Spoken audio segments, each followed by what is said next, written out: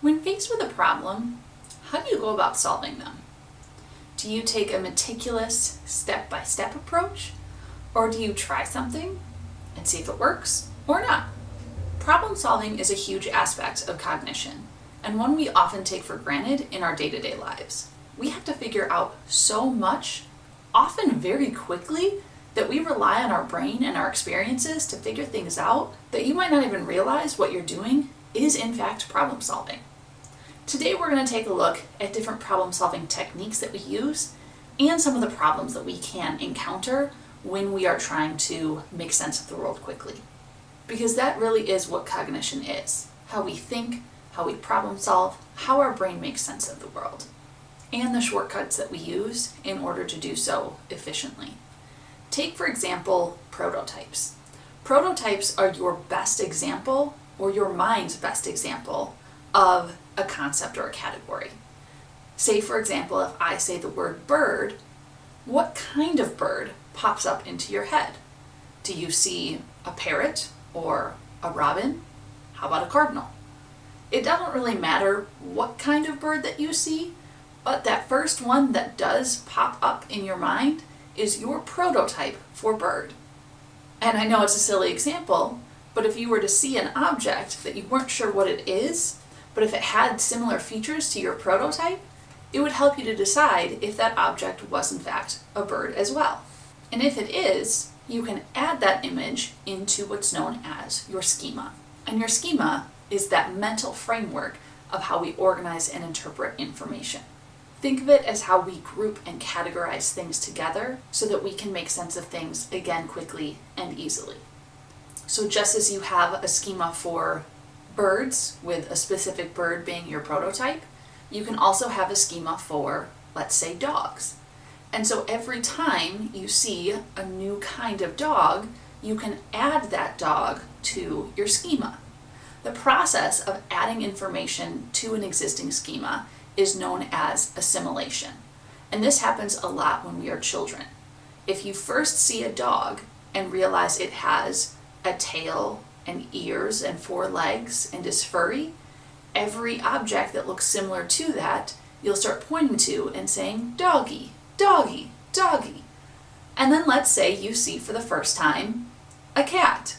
A child might look at that and say, doggy. As they are learning to assimilate, because it has similar features of ears and a tail, 4 legs, and is furry, they might incorrectly assimilate information into an existing schema. Once they learn the difference between, say, cats and dogs, they can go through the process of accommodation. Accommodation is changing a schema or creating a new category for new information. So if we were to change the category to incorporate both dogs and cats, it might be a category of animals or pets. But if we create a new category, one for dogs and now one for cats, that is also accommodation. A shortcut to help you remember the difference between assimilation and accommodation is focus on that second and third letter. In assimilation, the SS can stand for same schema. We're adding information to an existing schema. The CC can be change or create a category. And so we can either create a new category of dogs and cats or change the category to pets in order to incorporate the new information. And that's just one way that we start this process known as problem solving. There are a lot of different approaches we can take when it comes to trying to problem solve in the world around us. We can take that step-by-step meticulous method, or we can try and find shortcuts that will get us to an answer quickly and easily. If we take that step-by-step process, we are using what's known as an algorithm. An algorithm is any technique that we use that is going to guarantee us the correct answer. It can be more time-consuming, but that guarantee of a correct answer is sometimes necessary depending on what kind of problem we're trying to solve. Some easy examples: if you have a key ring with a lot of keys on it and you need to unlock the door, you might try to use every single key until you find the one that fits. Or if you're trying to find a specific card in a deck of cards, you might have to flip through each one in order to find the one you are looking for. Trying to go through a shortcut of doing every third card or third key might mean you'll skip the one that you actually need and it will not guarantee you that result. If you are going with a shortcut, you might not always get the answer correct, but it can be a quicker and easier way to problem solve. When we do that, we are using what's known as a heuristic. And heuristics are those mental shortcuts that we use when trying to problem solve efficiently. An example of a heuristic would be on a multiple choice test. If you don't know the answer, just pick C. Sometimes you might be right. There's a chance you might also be wrong. But it's faster than trying to figure out the problem if, let's say, you're short on time. There are different kinds of heuristics that you can use that will help you in problem solving as well.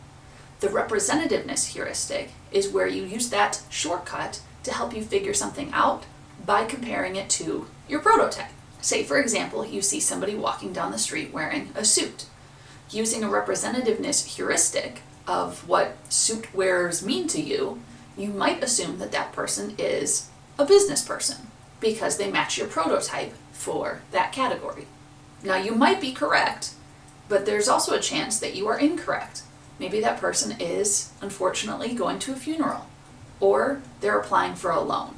There could be a different reason for why they are dressed the way that they are, and so representativeness heuristic is often stereotyping what we see because it's over-applying our prototypes. We also have what's known as availability heuristics that we use, where we might overestimate the likelihood of an event based on how easily that example comes to mind. For example, some people are afraid of flying because they are afraid of plane crashes, and yet they are not afraid of driving, even though statistically speaking, car crashes are much more likely than plane crashes. The reason why this is an availability heuristic, though, is because when we do hear about plane crashes, they are all over the news. They are vivid and memorable, and they stick in our minds. Whereas because of the number of car crashes that happen, we don't hear about every single one. And so as a result, you might overestimate the chances that you'll be in a plane crash that may then lead to that fear. So we're not always right in the way that we problem solve. Another example of this is when we use our mental set. And a mental set is when we approach a problem based on the way that it's worked for us in the past. For example, when your computer stops working, if the last time that happened, you turned it off and turned it back on and then it started working again, that might be the first thing that you try the next time your computer stops working correctly. Some people go as far as to doing that multiple times because they can't think of another thing to try that will help them to solve that problem. Something else that can influence problem solving is priming our brain.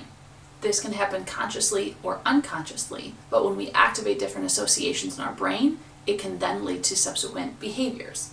Seeing commercials for specific foods and then buying them when we go to the grocery store could be an example of priming.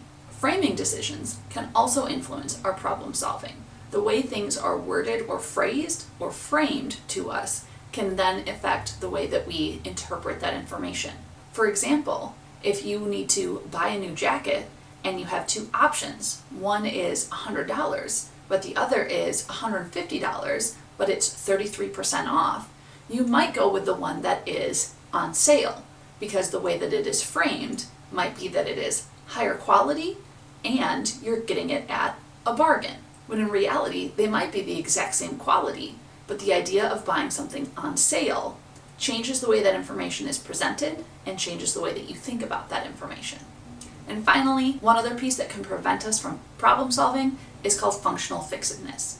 And that is where our inability to see the use of an object for anything other than its intended purpose prevents us from being able to problem solve. If you need a flashlight and don't think to use your phone, for example, that is functional fixedness. If you don't have a screwdriver and can't think about how you might use a coin, that is functional fixedness. If you can think of other uses for an object, you are overcoming functional fixedness, which is a really good thing to be able to do. Something else that can influence the effectiveness of our problem solving is having bias. Bias can, of course, interfere with our judgment and make it difficult for us to problem solve effectively. This includes fallacies, such as the gambler's fallacy and the sunk cost fallacy. A gambler's fallacy, which takes place with gamblers, is when someone thinks that they can anticipate what is going to happen next in a random event because of what has happened in the past. So because I have not won yet, the next one I'm definitely going to win. In games of chance, you don't actually know if that's true, but because of what has happened in past events, it might lead you to believe that the win is coming soon. Or the sunk cost fallacy, where you invest a lot of time or energy or money into something that you can't simply walk away. Again, we might see this with a gambler who has lost time after time after time, but because they have been playing that same game and are expecting to win, might not be able to walk away because they've become so invested, they're unable to recognize it is no longer of use to them. Because even with all of the different problem-solving techniques that we use, sometimes we fall short when it comes to problem-solving, bias, or even executive functioning. Our ability to process information, plan, problem-solve, and have self-control. The good news about cognition, though, is that there's also a lot of opportunity for us to try new things and be creative. Creativity is such an underappreciated part of the cognitive process. We so often focus on problems that have a single answer and how do we figure it out, that we miss opportunities to find new answers to problems or different ways of doing things that comes from creativity. And creativity really requires a different type of thinking known as divergent thinking, where we're looking at multiple possible solutions as we try to figure out our next step in the problem-solving process. This, of course, is opposite of convergent thinking, where we are looking at a single answer. And that's what usually takes place in academic tests or intelligence tests, which we'll take a look at in our next video. Both types of thinking are needed for different reasons and come from different purposes. And the way that you think is what helps you to make sense of the world quickly and efficiently, and it's really, really useful in our day-to-day lives. So next time you're figuring something out, anything really, ask yourself, what helped you to get there? What cognitive problem-solving technique did you actually use? Chances are it's one that you learned today. So thank you so much for watching, and as always, remember, be kind to your mind.